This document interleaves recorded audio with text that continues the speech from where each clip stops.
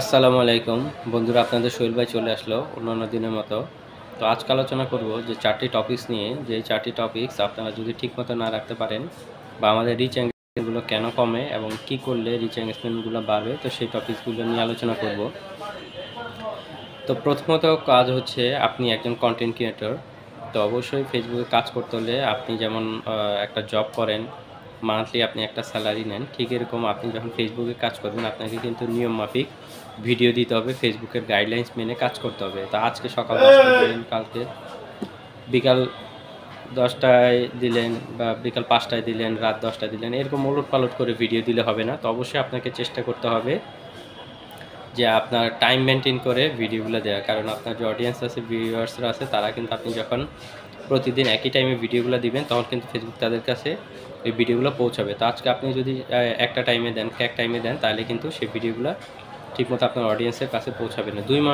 2 number বিষয়টা হচ্ছে, comment যে আসে সেই কমেন্টের রিপ্লাইগুলো অবশ্যই করবেন। দেখা যায় অনেক সময় যে ছোট আইডি থাকা অবস্থায় যে মোটামুটি মনে করেন 20টা 30টা সারাদিন যদি যে কটা ভিডিও দেন, আপনার কমেন্টগুলো আসলে চেষ্টা করবেন কমেন্টের রিপ্লাই দিতে। এই কমেন্টের রিপ্লাইয়ের মাধ্যমে আপনার সঙ্গে কিন্তু আপনার অডিয়েন্সের রিচ এঙ্গেজমেন্ট বাড়বে, একটা বন্ডিং হবে। এমন অনেক সময় দেখা যায় যে আইডি যখন বড় হয়ে যায়, আপনার একজন মডারেটর রাখবেন, তারপরেও কিন্তু কমেন্টে রিপ্লাই দিতে চেষ্টা করবেন। এই কমেন্টের রিপ্লাইয়ের মাধ্যমে কিন্তু আপনার অডিয়েন্সের সাথে আপনার বন্ধুত্ব হবে। এরপরে দেখা যায় আমাদের যে ইনবক্সগুলো আছে, আমাদেরকে অনেকে মেসেজ দেয়, বিভিন্ন তথ্য জানতে চায়। তো চেষ্টা করবেন যে সেই ইনবক্সের মেসেজগুলো দিতে, কারণ এই ইনবক্সের মেসেজগুলো দিলেও কিন্তু আপনার সঙ্গে একটা ভালো বন্ডিং হয়।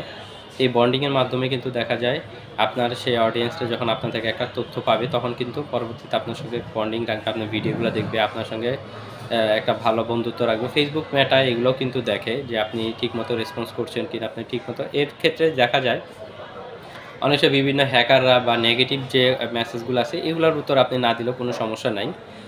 এবং এটাও গেল 3 নাম্বার। এবং 4 নাম্বার বিষয়টা হচ্ছে, আপনার যে আইডি, আপনি যে ক্যাটাগরি নিয়ে ভিডিও দিচ্ছেন, চেষ্টা করবেন সবসময় একই ক্যাটাগরি ভিডিও রাখতে। অনেক সময় দেখা যায় যে আমাদের এই ক্যাটাগরিগুলো যখন আমরা চেঞ্জ করি, যেমন আজকে একটা ফানি দিলাম, কালকে টপিকস দিলাম, পরশুদিন ভিডিও দিলাম আপনার ট্রাভেল, এরপরে দিলাম কুকিং। আসলে এগুলো দিলে কি হয়, ফেসবুক অ্যালগরিদমেও কিন্তু প্রবলেম হয়। তো চেষ্টা করবেন বন্ধুরা, আমরা যেন একই ক্যাটাগরিতে, আপনি যে ক্যাটাগরিতে আপনার পেজটা খুলেছেন বা আপনার প্রোফাইলটাকে দিয়েছেন, সেই ক্যাটাগরি অনুযায়ী যদি আপনি ভিডিওগুলো বানান, অবশ্যই ইনশাল্লাহ আপনি সাকসেস হবেন। এবং এই ক্যাটাগরি অনুযায়ী ভিডিওগুলো যখন দিবেন, আপনার অডিয়েন্সরা যখন আপনার ভিডিওগুলো দেখে আজকাল পরশু যখন ভালো লাগবে, তখন কিন্তু অবশ্যই আপনাকে একটা ফলো দিবে, আপনার ভিডিওগুলো দেখবে, শেয়ার করবে, লাইক করবে, কমেন্ট করবে। এভাবেই কিন্তু আমাদের আইডিগুলো আস্তে আস্তে বড় হয়।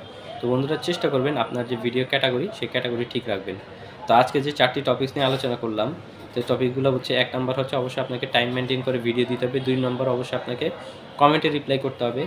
3 নম্বরে হচ্ছে আপনার যে ইনবক্স, বিভিন্ন ইনবক্সগুলোতে মেসেজ আসে, সেই মেসেজের রিপ্লাই দিবেন। এবং 4 নম্বর হচ্ছে একই ক্যাটাগরি রাখবেন। তো বন্ধুরা, ভিডিওটা যদি ভালো লেগে থাকে এবং যে টপিকসগুলো নিয়ে আলোচনা করেছেন, সেই টপিকসগুলো অবশ্যই আপনারা মেনে কাজ করবেন, ইনশাল্লাহ আপনি গ্রো করবেন। আর 2025 সালে সবাইকে কিন্তু ইনশাল্লাহ কন্টেন্ট মনিটাইজেশন সেটআপটা দিচ্ছে।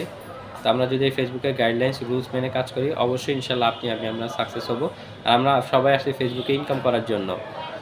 তো যদি আমরা নিয়ম মেনে কাজ করতে পারি, অবশ্যই সাকসেস হব। তো সবাই ভালো থাকবেন। ভিডিওটা ভালো লেগে থাকলে অবশ্যই টাইমলাইনে শেয়ার করে রাখবেন এবং লাইক কমেন্ট করে পাশে থাকবেন। ধন্যবাদ সবাইকে পাশে থাকার জন্য।